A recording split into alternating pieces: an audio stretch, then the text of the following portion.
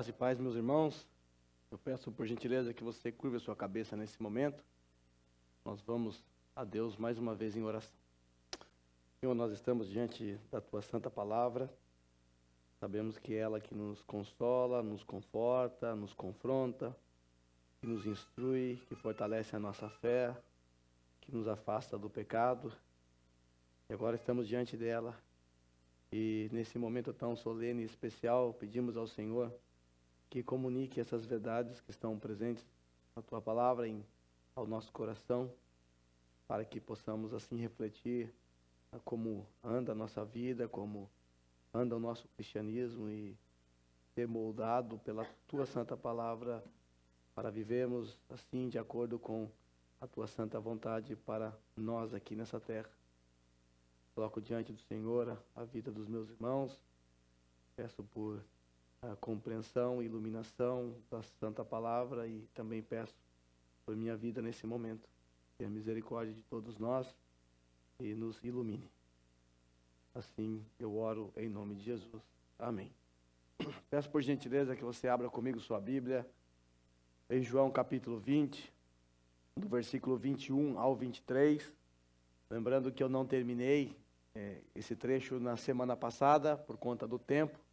Então eu vou terminar esse trecho hoje, se essa for a vontade de Deus, ele não voltar antes, claro. João capítulo 20, versículos 21, 2 e 23. Diz assim a palavra do Senhor. Novamente Jesus disse: paz seja com vocês. Assim como o Pai me enviou, eu os envio. E com isso soprou sobre eles e disse: recebam o Espírito Santo. Se perdoarem os pecados de alguém, estarão perdoados. Se não os perdoarem, não estarão perdoados. Pode tomar o seu assento? Você deve ter percebido que a minha voz não está lá essas coisas. Então, acima de tudo, eu peço que você seja compreensivo. Então, tenha compaixão de mim nesse momento e ore por mim também. Irmãos, nós estamos nesse trecho onde o Senhor Jesus, Ele está fazendo as suas aparições depois da sua ressurreição. Já vimos que Ele apareceu a Maria Madalena e aquelas mulheres lá no sepulcro. Vimos que Ele se revelou de maneira especial àqueles 2 discípulos lá no caminho de Emaús. E agora o Senhor está se revelando aqui aos seus discípulos, aquele grupo mais próximo de Jesus. Não todos os discípulos estavam presentes aqui, mas alguns daqueles discípulos especiais, aqueles que estão com Jesus desde o começo do seu ministério, e outros discípulos também estavam presentes ali, e o Senhor Jesus então se põe no meio deles. Vale lembrar que o Senhor Jesus fez isso após fazer uma longa viagem de 11 quilômetros a pé para Emaús, acompanhando aqueles outros 2 discípulos que estavam ali junto com esse grupo que está reunido nessa casa. Eles foram embora após ouvir a mensagem daquelas mulheres que diziam que Jesus havia ressuscitado, que elas tinham visto Jesus no túmulo, e Lucas diz que isso parecia loucura para os discípulos. Então, já chateados, já frustrados, eles resolvem voltar para o seu vilarejo lá em Emaús e toma a pé esse caminho para voltar para os seus afazeres, para a sua rotina normal, porque a frustração tomou conta deles, porque Jesus morreu. E conforme eles mesmos disseram para Jesus no caminho, quando eles não sabiam que era Jesus, já é o 3º dia que ele morreu. Então, não tem mais o que fazer. Foi terrível o que aconteceu. Então, depois disso, o Senhor Jesus revela esses 2. Lá quando parte o pão, eles imediatamente voltam para Jerusalém, para contar para os discípulos, os outros discípulos, que de fato era verdade aquilo que aquelas mulheres tinham dito. Jesus de fato ressuscitou. Então, estamos ali nessa casa, todos assim meio assustados. Os discípulos de Jesus ainda não acreditaram na mensagem dos 2, estão em dúvidas, com dúvida no coração ainda, e de repente, com as portas trancadas, o Senhor Jesus aparece no meio dos seus discípulos e começa a falar com eles. Paz seja com vocês. Lógico que a paz não estava presente de jeito nenhum. Eles pensaram que era um espírito, porque a porta estava trancada. Como alguém pôde entrar aqui? Eles ficaram aterrorizados, apavorados e não puderam sequer reconhecer Jesus conforme nós vimos. E foi exatamente aqui que eu parei na semana passada. O Senhor Jesus Ele faz uma saudação inicial, paz seja convosco, e ele termina também esse período saudando os discípulos com a mesma paz. Ele repete mais uma vez. Mais uma vez o Senhor Jesus então diz, a paz seja com vocês. Só que agora, de fato, eles receberam essa paz. Porque eles estavam diante do príncipe da paz, eles reconheceram agora o príncipe da paz, e a paz então acalmou o coração daqueles discípulos. Tá, mas e agora? O que vai acontecer daqui para frente? Agora o Senhor Jesus já se revelou a princípio às pessoas que ele tinha que se revelar nesse primeiro dia da semana, o domingo, o dia da ressurreição. Os discípulos entenderam, esse é Jesus mesmo. Inclusive, o Senhor Jesus comeu um peixe ali, porque eles estavam na dúvida, o Senhor assou um peixe com eles ali. Tá, o que vocês têm para comer? Tem um peixe, tá? Deixa eu comer esse peixe aqui para mostrar para vocês que sou eu mesmo. Um espírito não tem carne, um espírito não come, então deixa eu dar uma amostra para vocês de que eu sou eu mesmo, em carne e osso. Glorificado, é claro. Agora, a partir desse momento, o Senhor vai comissionar os seus discípulos. Ele vai dar uma missão, a missão de continuar aquilo que Jesus começou. E é isso que eu quero tratar com vocês hoje. E graças ao cumprimento dessa missão por parte dos apóstolos, porque agora eles se tornam apóstolos de Jesus. Até o presente momento eles eram discípulos. Agora, além de discípulos, se tornaram apóstolos, porque foram comissionados para uma missão muito especial. E é graças a essa missão especial, cumprida por eles através do Espírito Santo, que eu e vocês estamos aqui. É por causa dessa missão cumprida que nós temos o Novo Testamento escrito. Então veja que o texto que está diante de nós é muito importante para nós. Porque se não fosse esse comissionamento, se o Senhor Jesus simplesmente fosse assunto ao céu de forma secreta e não falasse com os seus discípulos, nós nem estaríamos aqui hoje cultuando a Deus.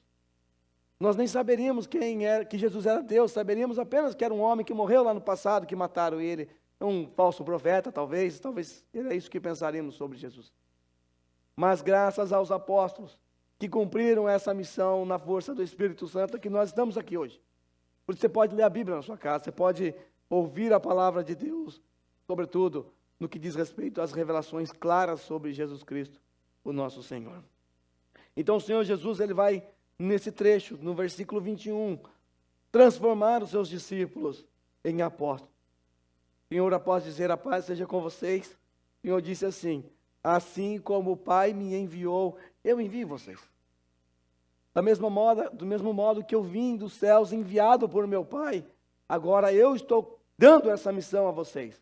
Estou compartilhando essa missão com vocês. Agora vocês vão continuar a missão que eu comecei. Nesse texto, após a ressurreição do Senhor, então claramente nós percebemos uma mudança muito drástica na vida daqueles discípulos que estavam frustrados, desanimados, tristes. E agora o Senhor Jesus está aplicando na vida desses discípulos aquilo que ele já havia orado lá no jardim do Getsêmani. Lembra lá no capítulo 17, lá no versículo 18, o Senhor Jesus, enquanto está orando ali, um pouco antes de ser preso, naquela sexta-feira escura, o Senhor ora assim, Pai, assim como tu me enviaste ao mundo, também eu os enviei ao mundo. E agora o Senhor está colocando em prática aquilo que ele orou. Agora eles de fato serão enviados, porque lá no Getsêmani o Senhor não os enviou para lugar nenhum. Porque os discípulos fugiram, ficaram com medo. Mas agora o Senhor vai atrás deles, para remover o medo, para restaurar a esperança e para comissioná-los para que o Evangelho continue avançando. Então, basicamente, o Senhor transforma os seus discípulos é seguidor, aluno, e transforma esses alunos em apóstolos. Apesar de nós usarmos a palavra apóstolos e discípulos de forma intercambiável, ao nos referir aos 12, é importante que você entenda que há uma distinção nessas duas palavras. São significados diferentes. Por isso eu estou fazendo aqui um jogo de palavras com vocês, dizendo que Jesus transformou seus discípulos em apóstolos. Por quê? Porque a palavra apóstolo significa o quê? A palavra apóstolo é uma palavrinha grega que vem da palavra apóstolos e significa enviado. Aquele que recebe uma missão. Então os discípulos de Jesus, agora que estavam presos ali em Jerusalém, na saia de Jesus, ao lado, ao entorno de Jesus o tempo todo, agora eles terão que ir embora, terão que ir para outras nações, terão que pregar o evangelho a outras pessoas. Eles são comissionados, eles são enviados para uma missão específica. E essa palavra, apóstolos, ela aparece em vários textos, como por exemplo, João, capítulo 13, versículo 16. Em verdade, lhes digo que o servo não é maior do que o seu senhor, nem o enviado, aqui a palavra apóstolos, é maior do que aquele que o enviou, que é uma derivação também de apóstolos.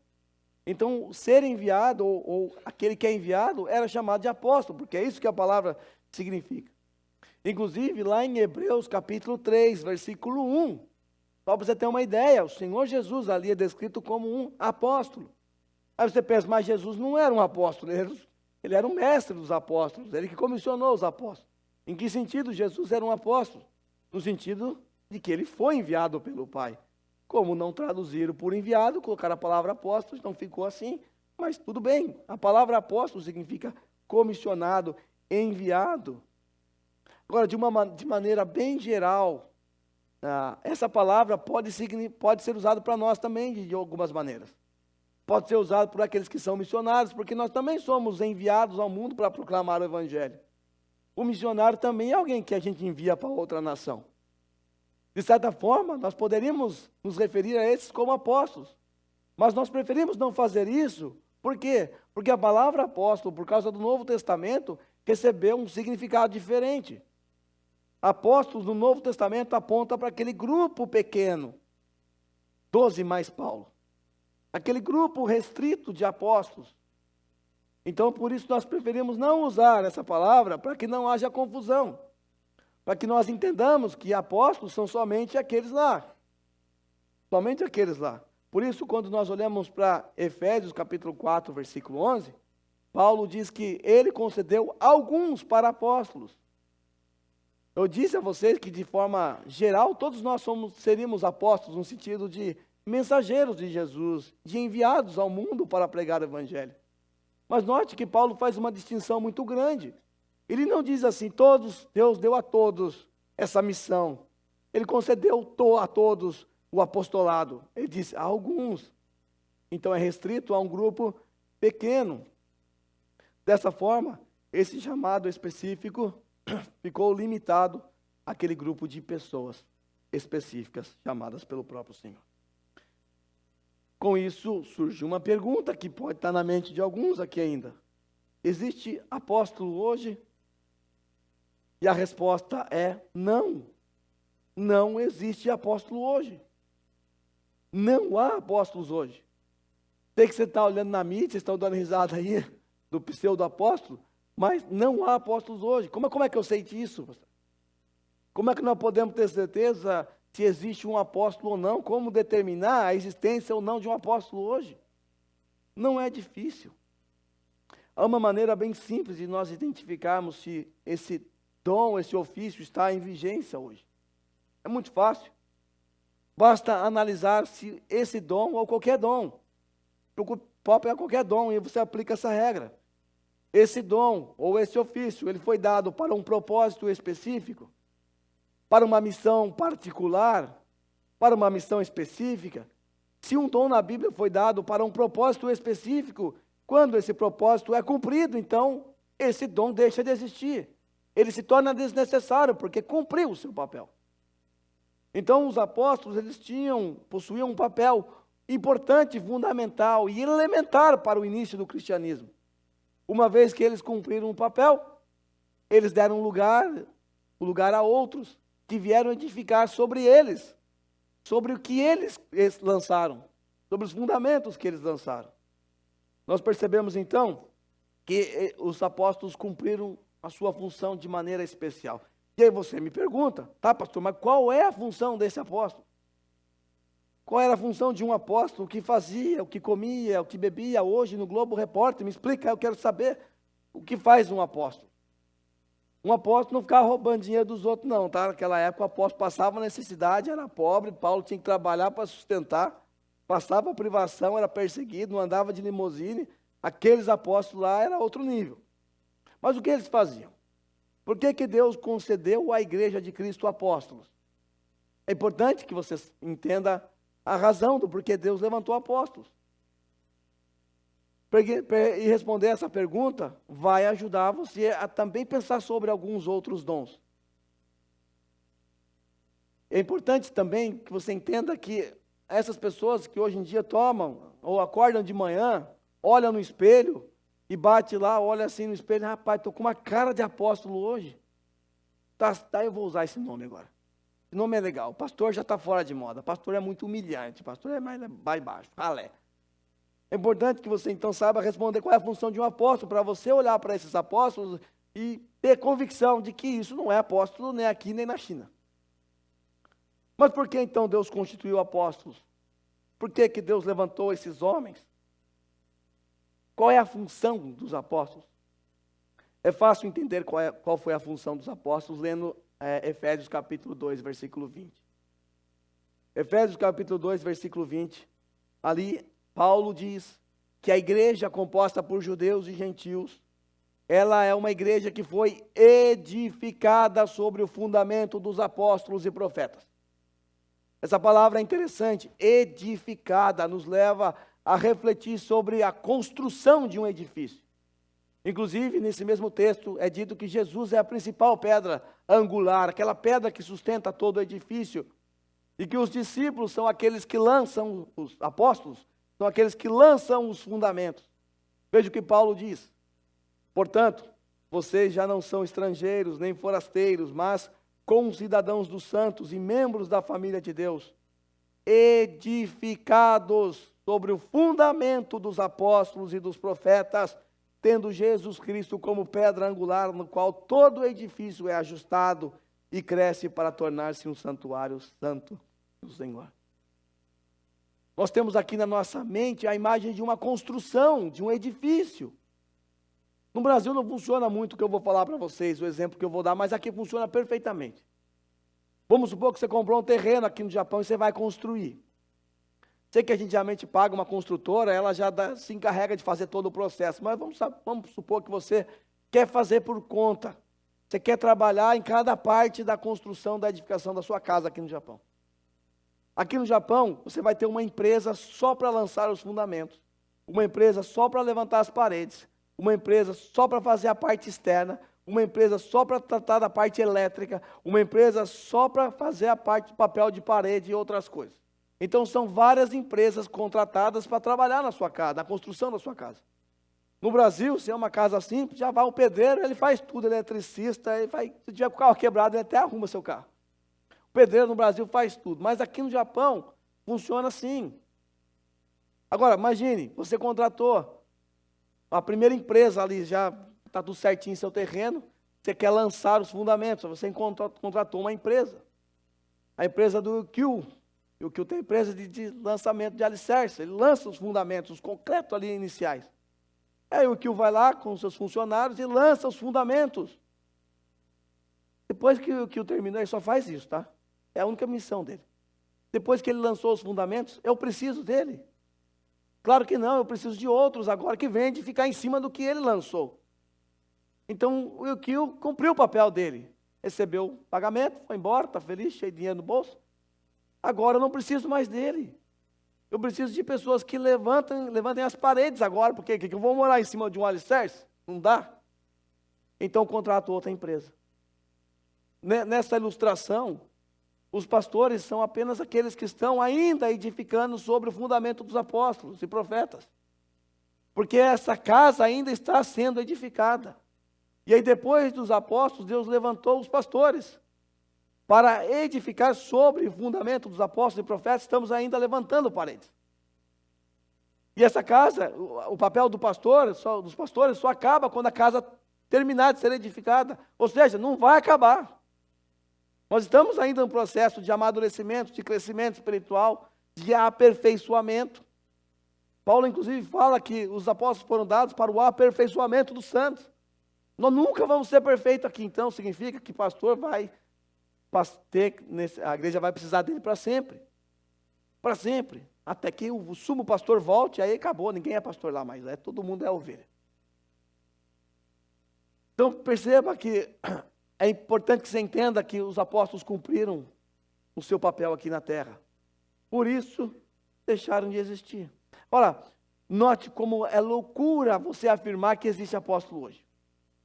O que são esses fundamentos que foram lançados pelos apóstolos? Os fundamentos são as doutrinas que estão registradas aqui no Novo Testamento. Aqui está o nosso fundamento, esse é o alicerce lançado pelos apóstolos. Eles, inspirados pelo Espírito Santo, escreveram, receberam revelação. Agora perceba a loucura. Se existe apóstolo hoje, isso significa que o cânon do Novo Testamento não foi encerrado ainda. Está aberto. Porque a função dos apóstolos foi receber as doutrinas, os fundamentos sobre o qual a igreja seria edificada. Por isso essa igreja aqui é apostólica, não porque temos apóstolos, mas porque nós continuamos edificando sobre o fundamento dos apóstolos, que é a sã doutrina. Se há apóstolo hoje, isso significa que novas doutrinas podem entrar na Bíblia Sagrada. Está a fim de colocar aqui o que Valdomiro Santiago fala?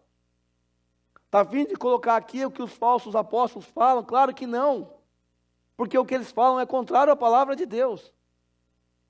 Então perceba a loucura de acreditar em apóstolos hoje. O cânon se encerrou. O número de livros ao qual cremos ser a palavra de Deus já se encerrou, já acabou, já está aqui, está tudo certo. Não dá para acrescentar mais nada aqui. É isso que está escrito lá em Apocalipse. Ai daqueles que acrescentam, ai daqueles que subtraem. Acabou, cara. Então nós não temos mais apóstolos hoje. Essa razão por si só, que eu acabei de apresentar para vocês, já é suficiente para que a gente entenda de uma vez por todas que não existe apóstolos mais. Mas há outras razões que ajudam ainda mais a gente a ter essa percepção de que não existe apóstolos hoje. Que comissionados foram somente aqueles, 12 mais Paulo. Deixa eu mostrar para vocês quais são os requisitos necessários para alguém ser apóstolo hoje. E aí você vai pegar os pseudos apóstolos de hoje e vai submetê-los a esse teste. Vamos lá. Primeiro lugar, para alguém ser um apóstolo tem que ver Cristo ressurreto. Se não viu Cristo ressurreto, ou se não foi uma testemunha da ressurreição de Jesus, isso é, se não viu Cristo ressurreto, não pode ser apóstolo. Agora eu pergunto, esses que estão aí falando que são apóstolos, eles viram Cristo ressurreto? Não. Cristo foi assunto aos céus, ninguém mais viu. Quando os apóstolos se reuniram para colocar outro no lugar de Judas Iscariotes, para cumprimento da lei, existia uma profecia, uma lei, que falava sobre isso. Eles então, lá em Atos capítulo 1, versículo 21 e 22, veja o que é registrado aqui, veja que era necessário, quais são os requisitos necessários para que fosse escolhido um apóstolo no lugar daquele que traiu Jesus. Portanto, é necessário que dos homens que nos acompanharam todo o tempo em que o Senhor andou entre nós. Tá? Então, preste atenção. É preciso que sejam do grupo que vai ser escolhido ali, homens que acompanharam todo o tempo em que Jesus esteve entre eles. Pessoas que realmente viram Jesus, que andaram com Jesus, seguiram os apóstolos, estavam próximos dos apóstolos.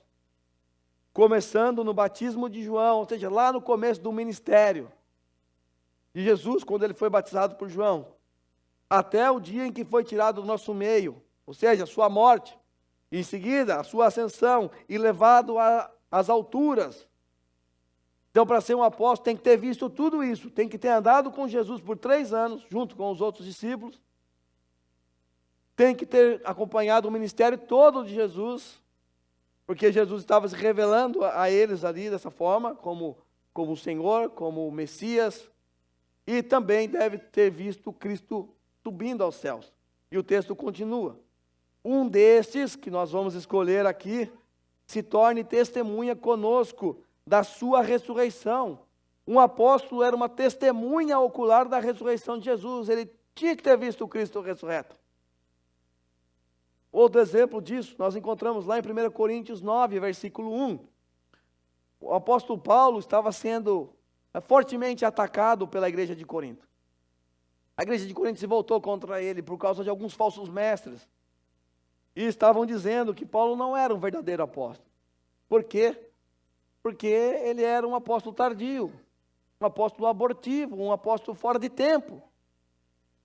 Ele não estava lá com os 12. Ele não passou 3 anos com Jesus, caminhando com Jesus. E isso é necessário para alguém ser apóstolo, não é isso que a gente acabou de ver em Atos capítulo 1? E eles estão com a razão, olhando para Paulo, mas você não é verdadeiro apóstolo. E aí Paulo então começa a responder para eles assim, 9:1. Será que eu não sou um homem livre? Não sou apóstolo? Aí Jesus disse assim, Paulo diz assim, não vi Jesus nosso Senhor? Está falando aqui naquele encontro em caminho de Damasco. Por acaso vocês não são fruto do meu trabalho no Senhor? Eu vi o Senhor. Eu vi o Senhor. Então, sim, eu sou um apóstolo genuíno, porque eu vi o Cristo ressurreto.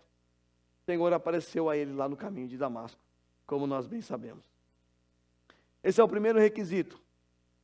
É preciso ter visto o Cristo ressurreto. O segundo requisito é ter sido comissionado diretamente pelo próprio Cristo.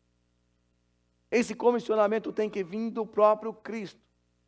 Quando nós olhamos lá para Mateus capítulo 10, versículo 2 a 4, nós encontramos ali o Senhor Jesus, de certa forma, comissionando os discípulos, 12.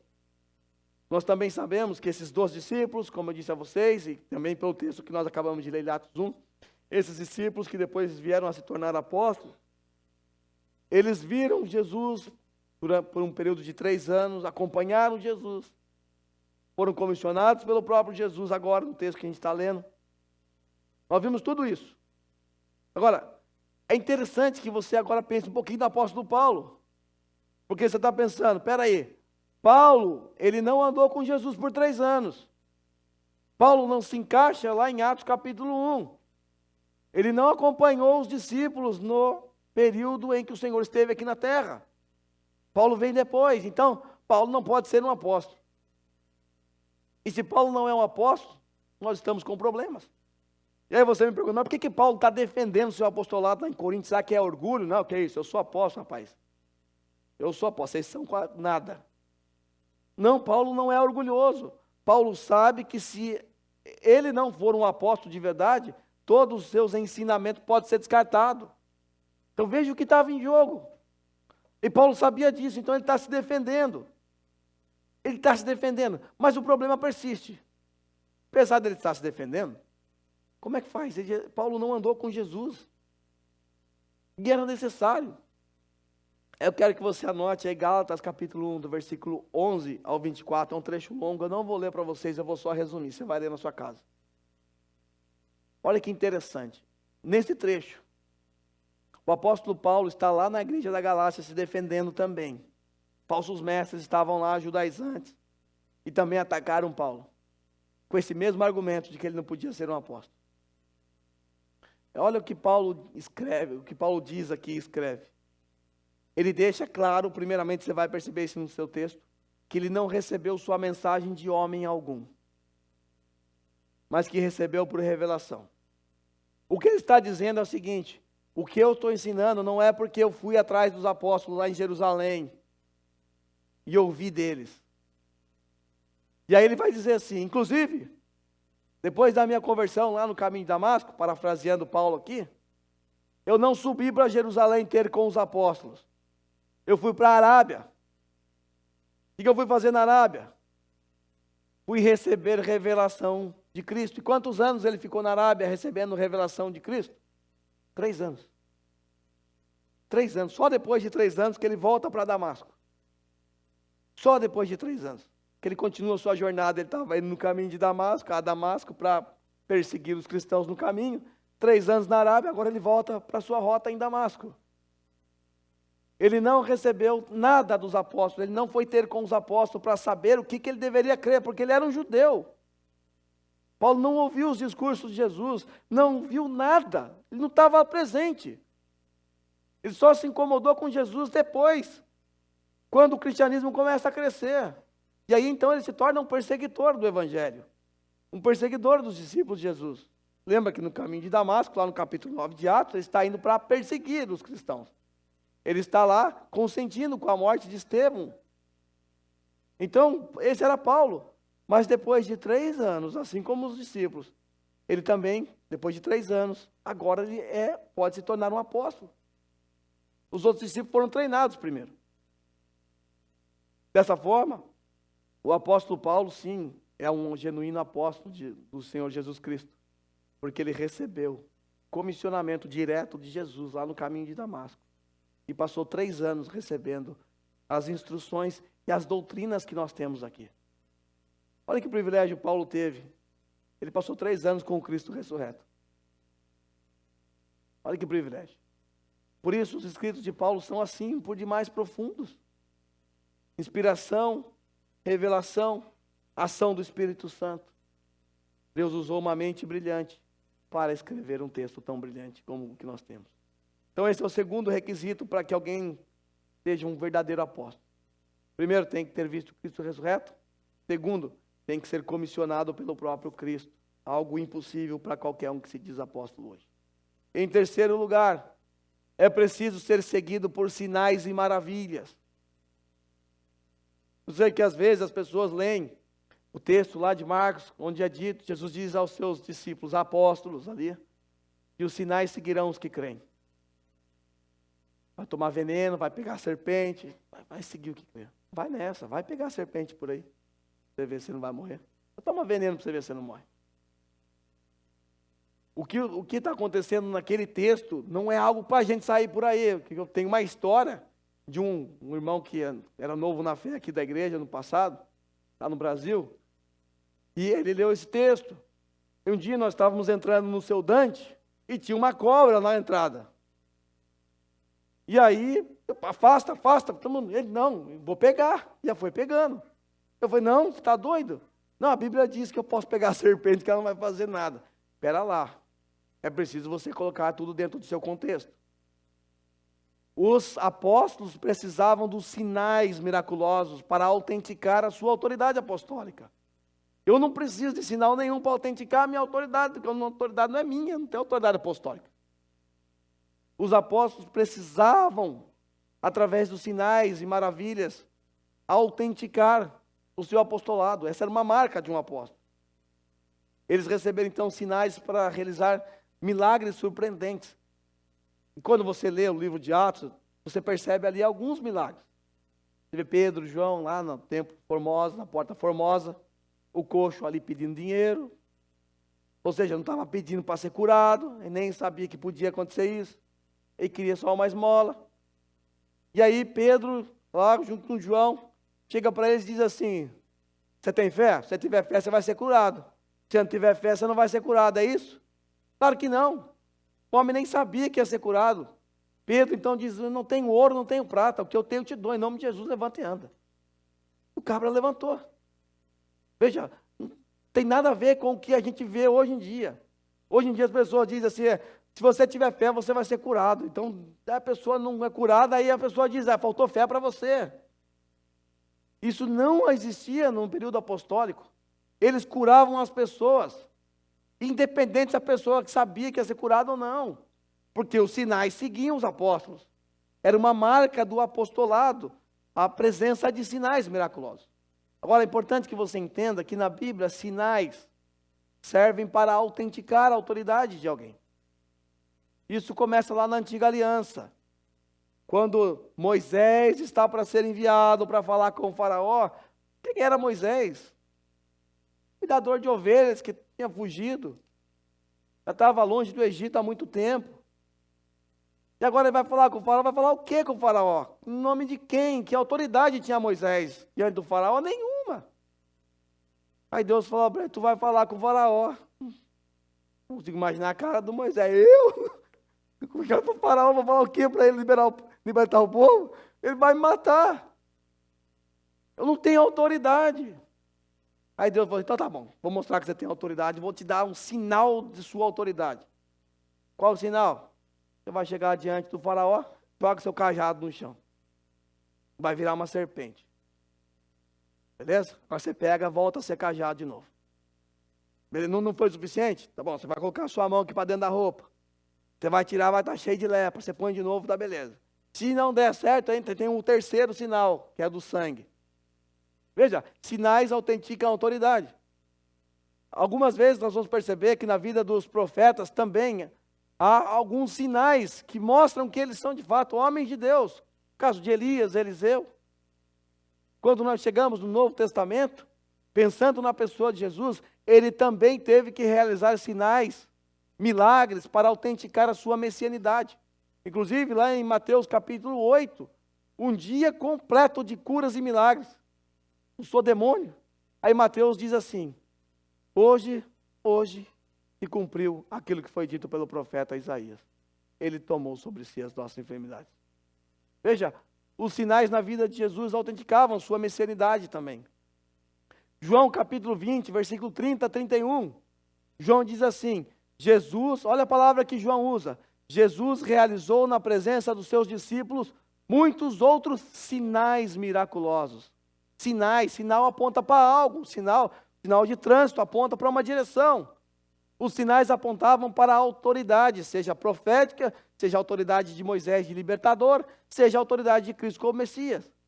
Então João diz assim: Jesus realizou na presença dos seus discípulos muitos outros sinais miraculosos que não estão escritos nesse livro. Esses sinais foram escritos para que vocês creiam que Jesus é o Cristo, o Rei, e o Filho de Deus. Ou seja, os milagres autenticaram tanto que Jesus era o Cristo, quanto que ele era o Filho de Deus. Ou seja, o próprio Deus. Então isso é muito importante que você tenha em mente. Agora pensando aqui nos apóstolos. Lembre-se, Paulo precisou provar que ele era um genuíno apóstolo. E veja o que ele disse lá no capítulo 12, versículo 12 de Corinto. Complemento o texto que eu li anteriormente. Paulo vai apresentar suas credenciais. Vocês estão falando que eu não sou apóstolo? Vocês estão aí com dúvidas? Então eu vou mostrar aqui a minha carteirinha de apóstolo para vocês. Vou dar uma carteirada agora, vou mostrar para vocês que eu sou apóstolo. Veja o que Paulo faz.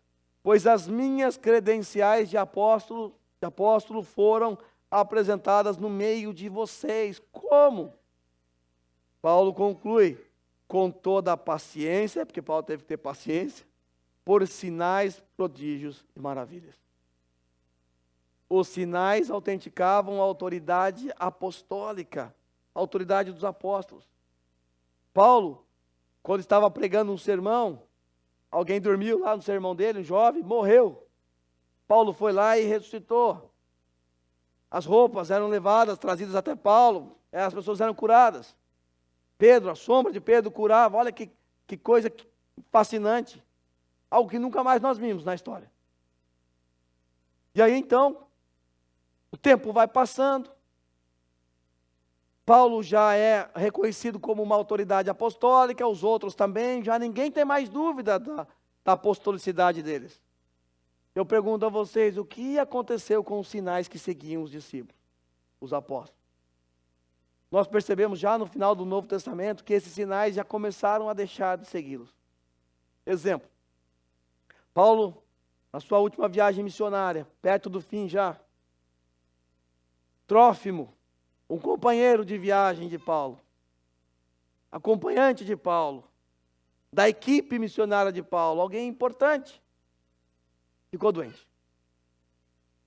Mas muito fácil, puxa, Paulo já curou tanta gente, ressuscitou o morto, é só orar e o Trófimo fica bem e bora para as missões. Paulo mandou ele ficar em Creta. Ficou em Creta para cuidar da sua saúde.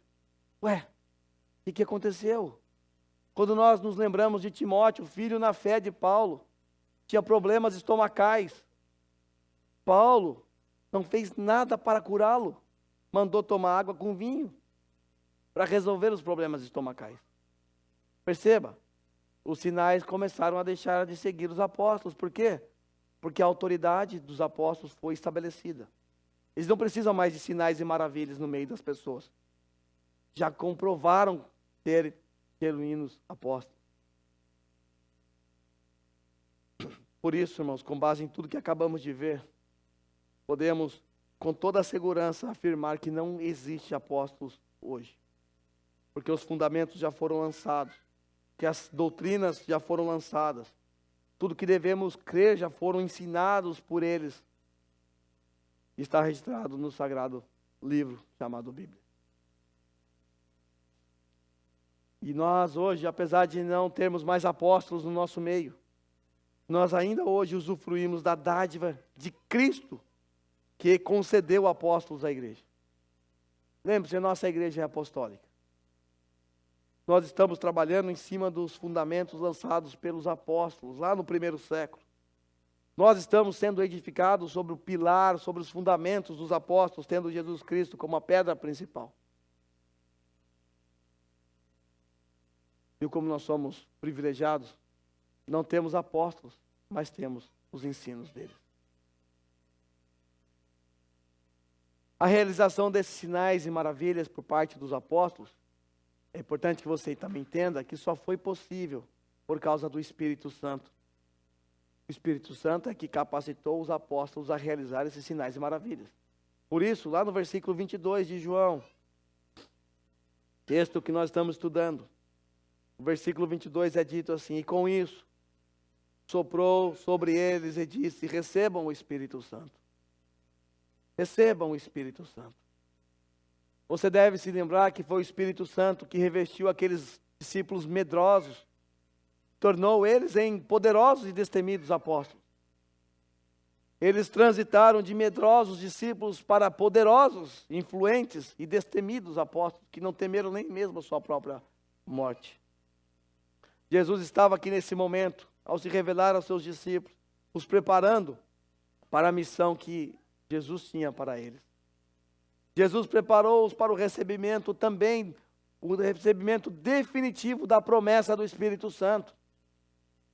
Da promessa do Espírito Santo, que evidentemente ocorreria lá no dia de Pentecostes, conforme registrado em Atos capítulo 2, quando eles seriam revestidos do alto, receberiam o poder do alto. O texto do João é um pouco confuso, nos dá uma impressão cronológica um pouco diferente.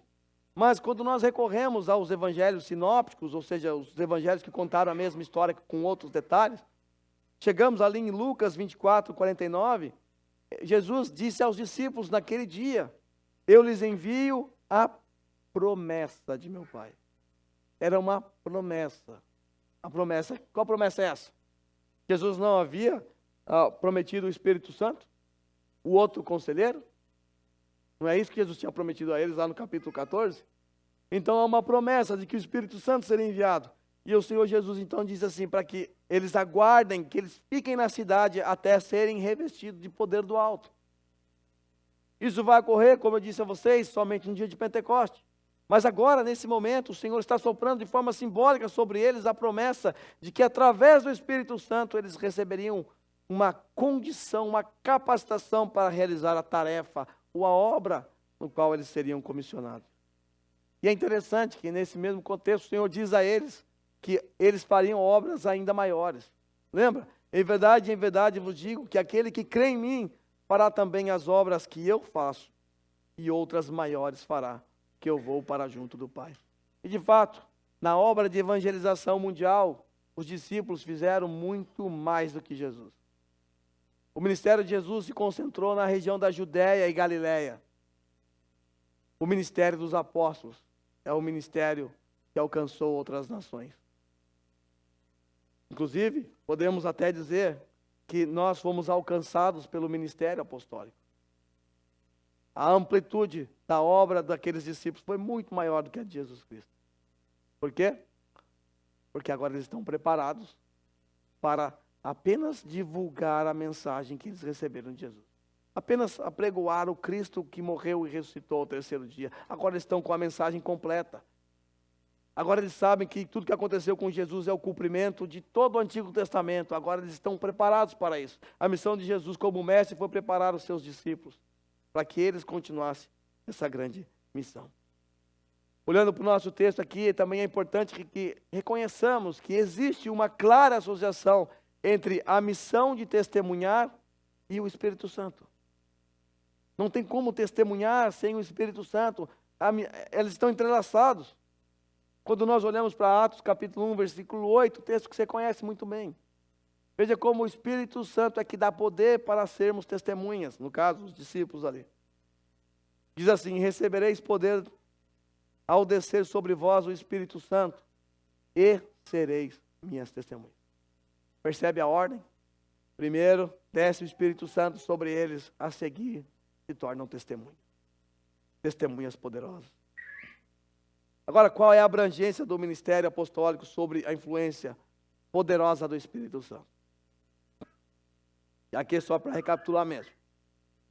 Primeiro, o Espírito Santo é que capacitou os apóstolos a lançar os fundamentos. Sob inspiração divina. Sob a inspiração do Espírito Santo é que as doutrinas foram nos dadas. Então, o Espírito Santo é responsável direto pelas doutrinas ensinadas pelos apóstolos. Segundo, é o Espírito Santo que deu poder para eles realizar sinais e maravilhas. Se não fosse o Espírito Santo, não haveria mensagem. Se não fosse o Espírito Santo, não haveria sinais e maravilhas. Deixa eu só abrir um parênteses aqui, porque pode ser que essa dúvida surja. Eu disse que os sinais e maravilhas cessaram lá no primeiro século com os apóstolos. E talvez você tenha uma dúvida no seu coração do tipo, mas pastor, Deus não pode curar mais as pessoas hoje? Bem, nós não cremos que o poder de Deus de curar as pessoas cessou. Deus cura pessoas. Nós oramos por pessoas enfermas aqui na igreja. Temos orado por irmãos que estão enfermos. Porque cremos no poder de Deus para curar essas pessoas. O que não existe hoje são pessoas que têm esse suposto dom de sinais e maravilhas. Há pessoas que dizem que têm. E toda vez que eu me deparo com um que diz que tem, eu falo, tudo bem, vou te levar no hospital de câncer. Você vai curar todo mundo hoje.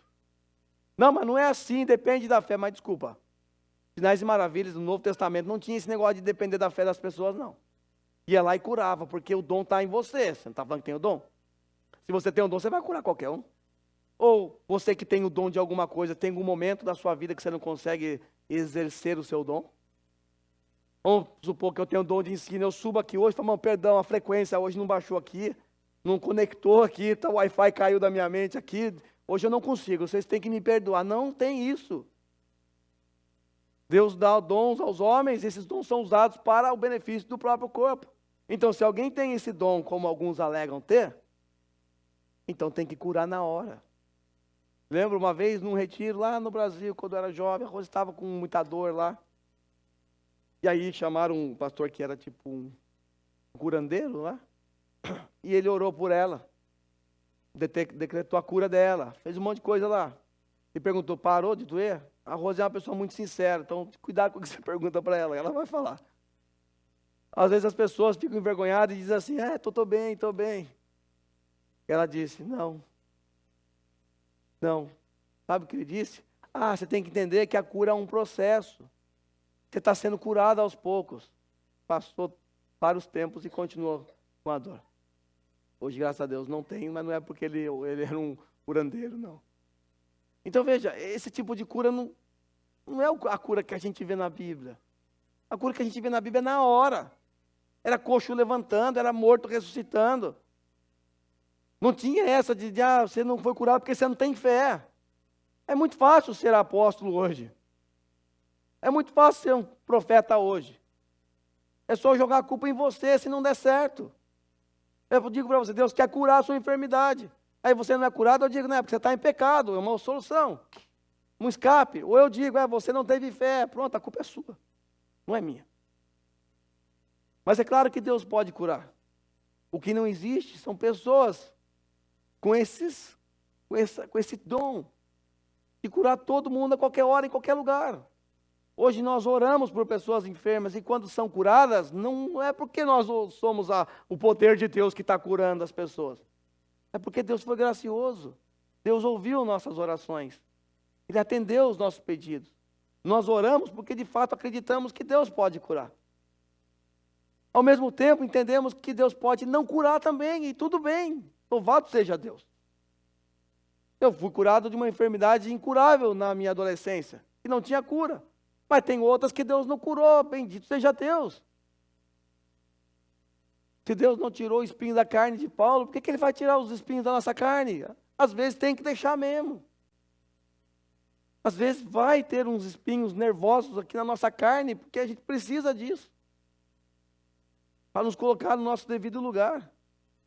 Agora, claro que Deus cura.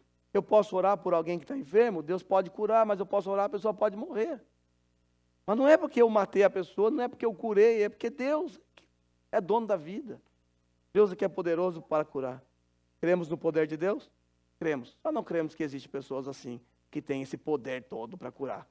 Se você conhece alguém, me apresente, que eu tenho vários hospitais de câncer para levar. Aí a gente vai fazer a prova. Próximo, o Espírito Santo que deu poder para os discípulos serem testemunhas, e agora já estou chegando ao fim, proclamando o perdão aos arrependidos. Veja o capítulo 20 de João, versículo 23, é nosso último versículo. Corra os teus olhos aí para esse texto. É um texto intrigante. Diz assim: se perdoarem os pecados de alguém, estarão perdoados. Se não os perdoarem, não estarão perdoados. Nós estamos diante de um texto muito difícil. Se a gente lê esse texto isolado. Inclusive, é aqui que os católicos encontram base para a tal da confissão auricular. Sabe aquela confissão que você vai lá na casinha do padre, e você encosta lá assim, o padre abre, pois não, meu filho, padre, pequei. Aí você começa a contar seus pecados, ele vai mandar você rezar não sei quantos Ave Maria lá, e seus pecados estão perdoados. E no final ele vai dizer para você, seus pecados estão perdoados. A Igreja Católica confere aos padres, aos clérigos, esse poder de perdoar pecados, depois da confissão auricular. Eles entendem que, por causa desse texto, os apóstolos, e lembrando que Pedro foi o primeiro papa, segundo eles, então Pedro vem de uma tradição, uma transição apostólica, é tudo balela isso, mas é isso que eles creem. Então, se Pedro era um apóstolo e se tornou o primeiro papa, então todos os papas recebem também essa ordem, esse comando, esse poder de perdoar pecados. Só que nós encontramos um problema muito grande aqui. A Bíblia deixa claro para nós que somente Deus pode perdoar pecado. Inclusive, nesse ponto, os fariseus estavam certos quando eles questionaram Jesus. Por Jesus dizer, eu perdoo, seus pecados estão perdoados. Eles disseram assim, quem pode perdoar pecado se não Deus? Eles estavam certos, só Deus pode perdoar pecado. E Jesus estava ali perdoando pecados. A gente sabe que somente Deus pode perdoar pecado. Agora, como entender um texto como esse? Porque à primeira vista parece que os discípulos é que são aqueles que perdoam, ou negam o perdão, não é? De fato, seria muito difícil entender esse texto. De forma isolada, pode trazer essa confusão. Mas quando nós olhamos para Lucas lá, capítulo 24, no versículo 23, ele resumiu muito bem. João, quando ele está citando histórias que já aconteceu nos outros evangelistas, João é muito sucinto. E ele fica um pouco confuso na nossa mente. Por quê? Porque ele sabe que a gente já tem Mateus, Marcos e Lucas. Só que às vezes a gente não lê Mateus, Marcos e Lucas, lê João, fica perdido. Quando João não está citando uma história que está registrada nesses evangelhos, lembrando que João escreveu depois deles, quando João sabe que a história não está, ele é bem detalhado. Vê lá a história de Lázaro, a ressurreição, só tem João. Mas quando você já encontra nos outros evangelhos, aí João, ele só joga a ideia. E isso confunde a gente às vezes. Mas Lucas 24, após o Senhor aqui no mesmo contexto, se apresentar aos discípulos, mostrando-lhe as marcas das mãos, comendo peixe assado com eles, o Senhor disse assim a partir do versículo 46. Mesmo contexto. Agora você tem que encontrar as palavras de João e jogar aqui dentro, porque é daqui que João extraiu. Ele lhes disse, está escrito que Cristo haveria de sofrer e ressuscitar dos mortos no terceiro dia. Agora, olha o texto em destaque aqui. E que em seu nome seria pregação do evangelho, pregado o quê? Pregado o arrependimento, para quê? Para o perdão dos pecados. Essa palavra é chave, para a gente entender qual era a missão dos apóstolos aqui. Será que os apóstolos tinham o poder de perdoar pecado? Não, os apóstolos tinham que anunciar quem perdoava os pecados era o evangelho, Jesus Cristo. E aí eles têm então, depois, anunciar isso a todas as nações, começando por Jerusalém e tudo mais. Note que na missão dos apóstolos, não são eles que perdoam os pecados, mas a mensagem proclamada por eles que conduzia os ouvintes ao arrependimento. Não é o mensageiro que tem poder para salvar, quem tem poder é a mensagem. O que é o evangelho? Paulo diz que o evangelho é o poder de Deus para a salvação de todo aquele que crê. Então, quando o evangelho é anunciado, há arrependimento, há perdão de pecado. Também, às vezes, quando o evangelho é pregado, as pessoas rejeitam o evangelho e não há perdão de pecados. O que nós encontramos aqui nesse trecho, também, de certa forma, é algo semelhante ao que nós conseguimos perceber na doutrina de membresia da igreja. Principalmente na doutrina de disciplina eclesiástica. Muitos comentaristas conseguem fazer essa conexão, onde a igreja, no processo final, ela vai reconhecer aquele membro impenitente como um impenitente, alguém que não se arrependeu, e vai tratá-lo como um publicano, pecador. Talvez eu trate disso quando a gente voltar do retiro. Faz tempo que eu não trato sobre esse assunto, acho que eu vou aproveitar esse gancho. Mas enfim, vou concluir. Ai, graças a Deus minha voz aguentou. Achei que eu não chegaria nem na metade hoje. Achei que a gente ia passar uma parte orando hoje. Conclusão. É verdade que nenhum de nós fomos chamados dessa forma para ser um apóstolo nesse nível. Isso é impossível. Nesse sentido estrito da palavra, ninguém aqui é apóstolo. Mas nós somos apóstolos no sentido amplo da palavra. Porque assim como aqueles apóstolos, aqueles discípulos foram enviados para uma missão, nós continuamos a missão deles. Os apóstolos continuaram a missão de Jesus e nós continuamos a missão dos apóstolos, que é a missão de Jesus. Então, nesse sentido, irmãos, todos nós aqui fomos comissionados a anunciar a mensagem do Evangelho a todos os que estão à nossa volta. Nós não precisamos de milagres para autenticar a mensagem de Cristo, porque é o Espírito Santo que usa a palavra e transforma o coração das pessoas. Nós não precisamos de milagres para que as pessoas creiam em Jesus. As pessoas dizem assim, se tivesse milagres, as pessoas creriam mais. Mentira. Não creram nos milagres de Jesus, mesmo vendo os sinais miraculosos que Jesus realizou, mataram Jesus. Aí eles viram. Então, quer dizer que quem vê milagre é salvo. É um sinal que aponta para Cristo. Mas pode ser que você nem seja salvo porque viu o milagre. Nós temos a mensagem poderosa de Jesus Cristo em nossas mãos. O poder de Deus para a salvação de todo aquele que crê. Nós temos o Espírito Santo, que trabalha nos ouvintes, aqueles que nos ouvirão. Então, de certa forma, todos nós aqui fomos comissionados a pregar o Evangelho de Jesus Cristo. O Evangelho puro, o Evangelho sem mistura. Não é qualquer Evangelho. Nós devemos nos lembrar do que Paulo disse lá em Gálatas capítulo 1, versículos 6 a 9. E se ele mesmo ou um outro anjo anunciar um outro Evangelho, que seja anátema. Então não importa somente falar de Deus. Falou de Deus, está beleza.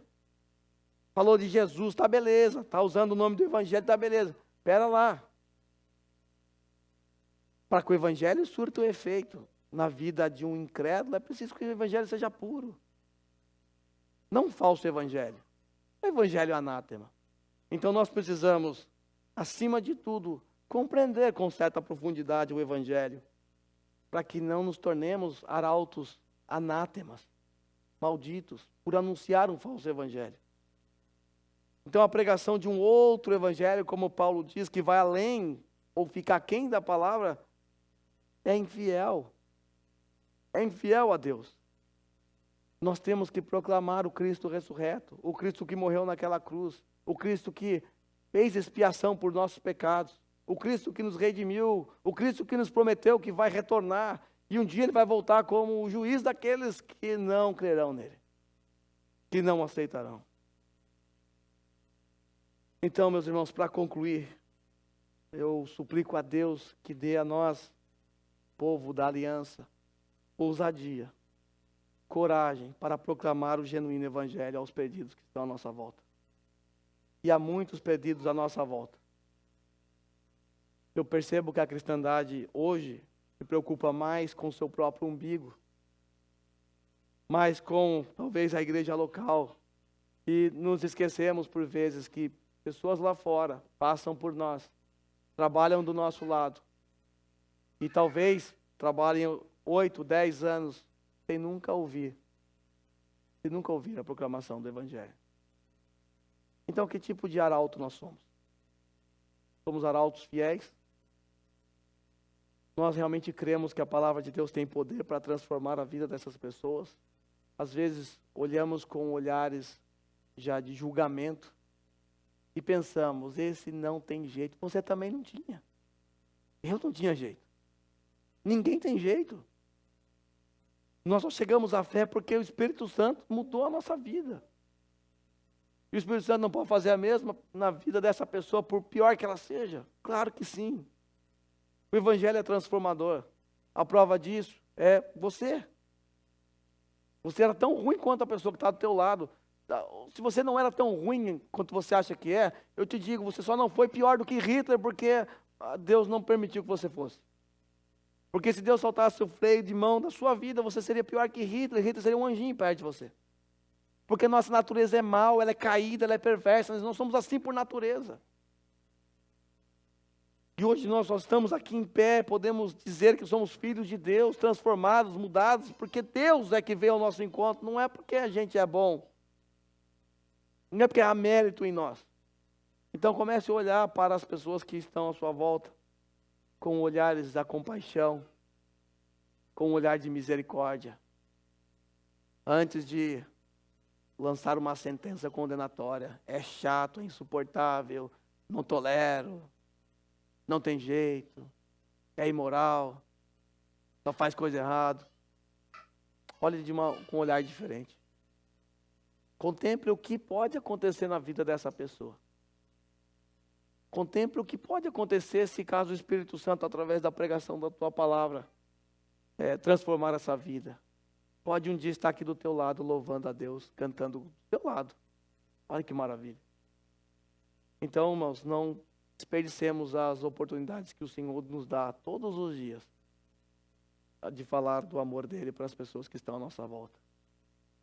E assim, eu encerro esse sermão, pedindo a você que curve a sua cabeça. Nós vamos orar.